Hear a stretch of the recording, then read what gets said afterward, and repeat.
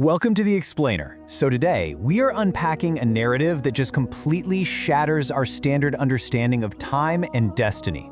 We're looking at a scenario where reality fractures just for a fleeting moment, allowing the future to reach back and speak to an ordinary guy named Ryan. It's a concept that's as eerie as it is fascinating, really blending the rigid technical mechanics of time travel with a deeply human, emotional core. I mean, think about it. Who texts at 2:17 a.m.? Put yourself directly in Ryan's shoes for a second. He's living a simple, kind of lonely, and frankly boring life. He works a dead-end job, comes home exhausted, and basically just spends his nights endlessly scrolling through his phone, watching everyone else live these vibrant lives. But suddenly, out of nowhere, his quiet, isolated bubble is burst by a strange, late-night notification from an unknown number. 2:17 a.m. I really want to highlight this exact time because it serves as the absolute anchor for our mystery today. It sets the tension perfectly. You see, this isn't just a late-night wrong number. This is the precise second the timeline begins to fracture. It's the exact moment the universe decides to break its own rules to deliver a message. And the message simply read, "Don't go to work tomorrow." It's wild how a life-altering warning can initially seem so mundane, right? Ryan, of course, completely ignored this bizarre text, figuring it was just a prank or spam. But the next day, halfway through his normal morning commute, he runs into this massive crowd gathered around a terrible accident. A truck had lost control on his exact route. If he had left for work at his normal time, well, he would have been caught right in the middle of it. This is the ultimate turning point where Ryan's heart just drops. He realizes that text was absolutely no joke. From that moment on, his nights are filled with trembling hands and this massive growing anticipation, because he knows someone out there knows exactly what happens next. Okay, let's dive into this. Section 1, a message from tomorrow, the beginning of the loop. Moving on to Section 2, altering the timeline, the micro-corrections. So, the mysterious sender didn't just stop with that one huge grand gesture of saving his life. Nope. Instead, they began to systematically micromanage Ryan's entire daily existence. They started stepping in with pinpoint accuracy to protect him from everyday pitfalls. Just take a look at this timeline. Check your email at 11:05 a.m., avoid your coworker at 3, call your mother at 7. It's literally like having a hyper-anxious life coach from the future. And the crazy thing is, every single meticulous prediction came absolutely true. By following them, Ryan avoided problems and even secured a massive promotion at work. But, and here is the absolutely crucial point, while his life was looking phenomenal on the outside, internally, it created this massive psychological dependence on these midnight messages. He was essentially living his life on a remote control. Naturally, Ryan's growing curiosity reaches a boiling point, and he texts back the exact question we are all wondering: why are you helping me? After this painfully long silence, he receives a chilling, really cryptic reply.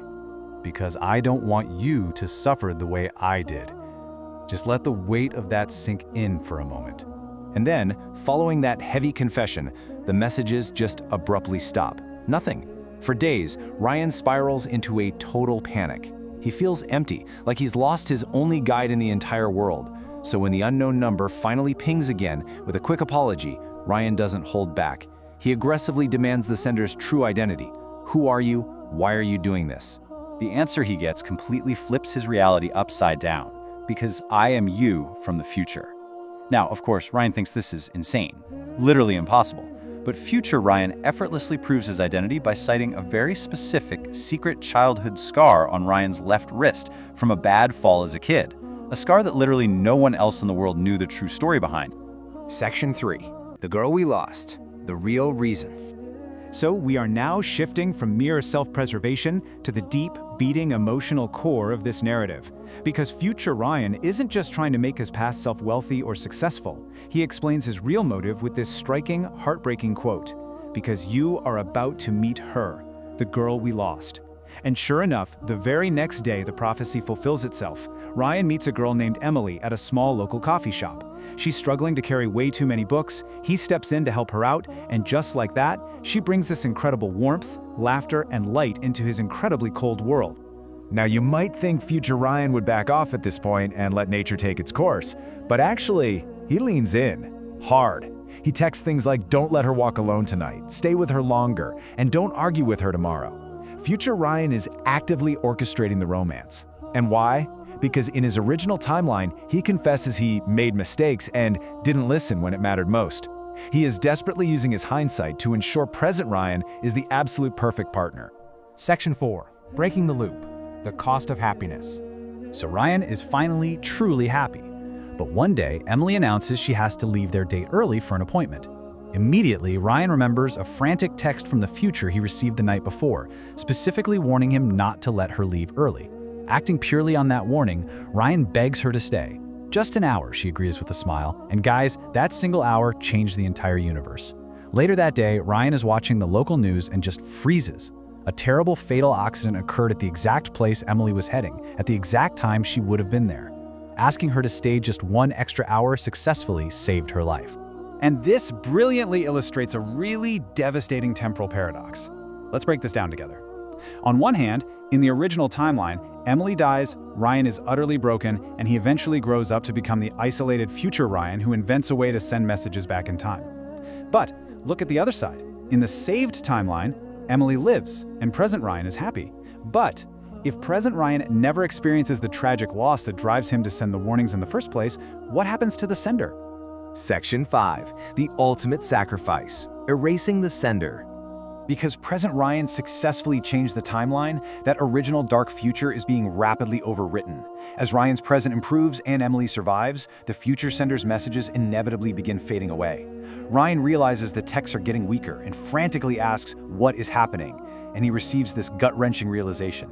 If you save her, I won't exist. So the absolutely crucial takeaway here is that future Ryan knew this rule the entire time. He was actively, intentionally choosing to erase his own existence to rewrite history for the woman he loved.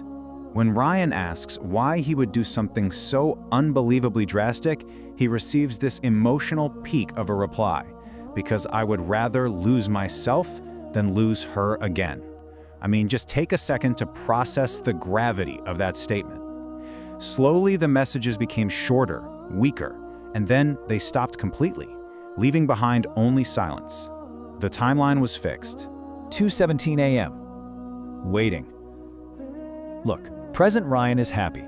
He has Emily, he's safe, and he has a beautiful, wide-open future ahead of him. Yet sometimes, in the dead of night, he still looks down at his phone at exactly 2:17 a.m., just waiting for a future message from a version of himself that will never, ever arrive. We're wrapping up this explainer with a very powerful final thought. Sometimes the future is watching you, and sometimes it's trying to save you. It leaves us with so much to ponder, doesn't it? The deep, intricate mysteries of destiny, the strict, unforgiving mechanics of time, and the ultimate, invisible sacrifices made for love. It really makes you wonder, what would you sacrifice to rewrite the history of someone you love? Thank you so much for exploring this incredible timeline with me. Keep learning, keep questioning, and I'll catch you in the next one.